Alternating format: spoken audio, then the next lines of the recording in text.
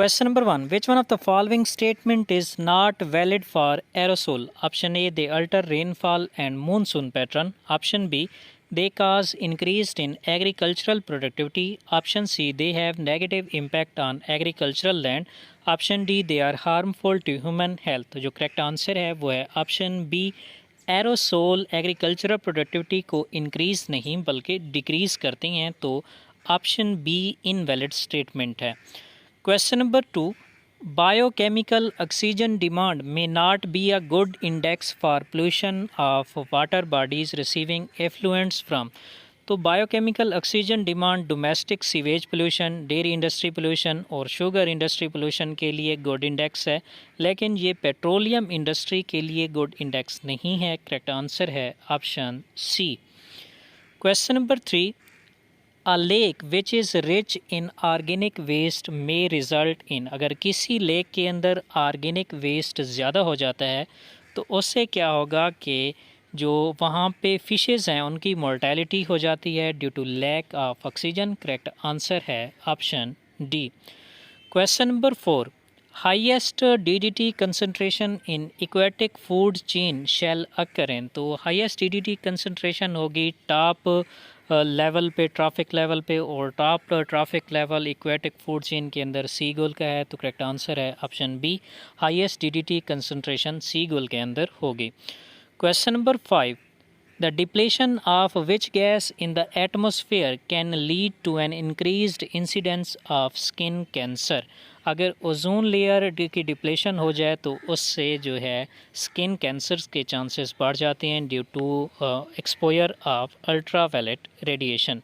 Question number 6. Joint forest management concept was introduced in India during.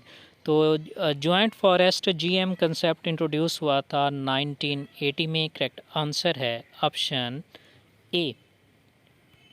Next question हमारे पास, acid rain is caused by increase in atmospheric concentration of. अगर atmosphere के अंदर sulphur dioxide और nitrogen oxide की concentration बढ़ जाए तो उससे एसिड रेन होती है। करेक्ट आंसर है option C.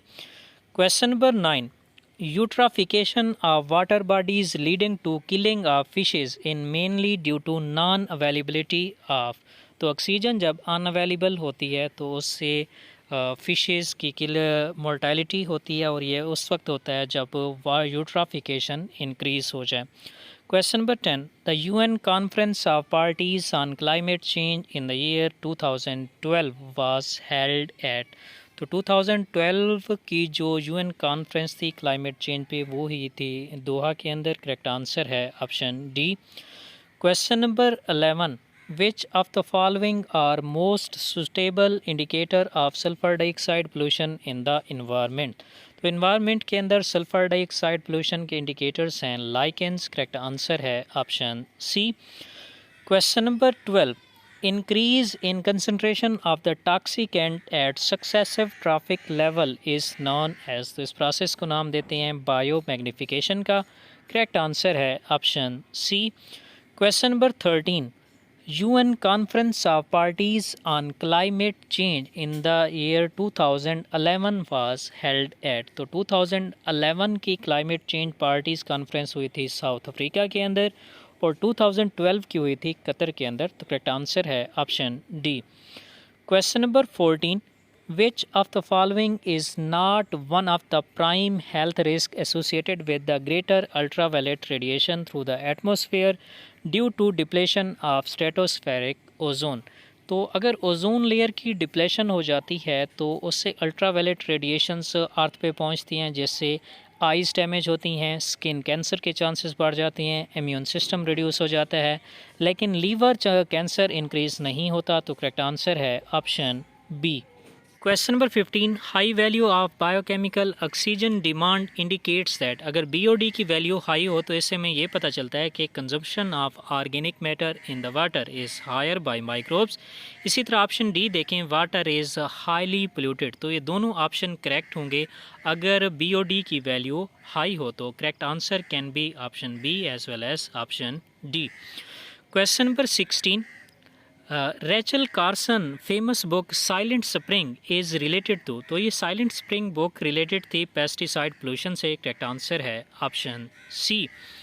Question number 17, location with luxuriant growth of lichens on the trees indicates that, तो लाइकेंस उस जगह ग्रो करती हैं जहाँ पे पोल्यूशन ना हो।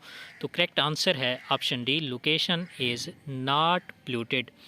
Question number 18, the zone of atmosphere in which ozone layer is present is called, तो ओजोन प्रेजेंट होती है स्ट्रेटोस्फेयर के अंदर। करेक्ट आंसर है option C. Question number 19, a scrubber in the exhaust of a chemical industrial plant remove, तो scrubber remove करती हैं gases like sulphur dioxide pollutants को। करेक्ट आंसर है option A. Question number 20, Kyoto protocol was endorsed at, तो Kyoto protocol basically greenhouse gases के use को reduce करने के लिए एडॉप्ट किया गया था और इसको इंडोर्स किया गया था COP3 कॉन्फ्रेंस और पार्टीज़ 3 में। करेक्ट आंसर है option C.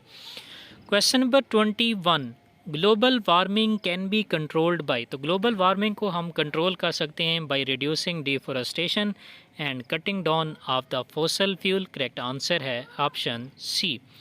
Question number 22, the air prevention and control of pollution act came into force in, तो air prevention control of pollution act जो है वो बना था 1981 में और मॉडिफाई हुआ था 1987 में जब नॉइज़ पोल्यूशन को इंक्लूड किया गया।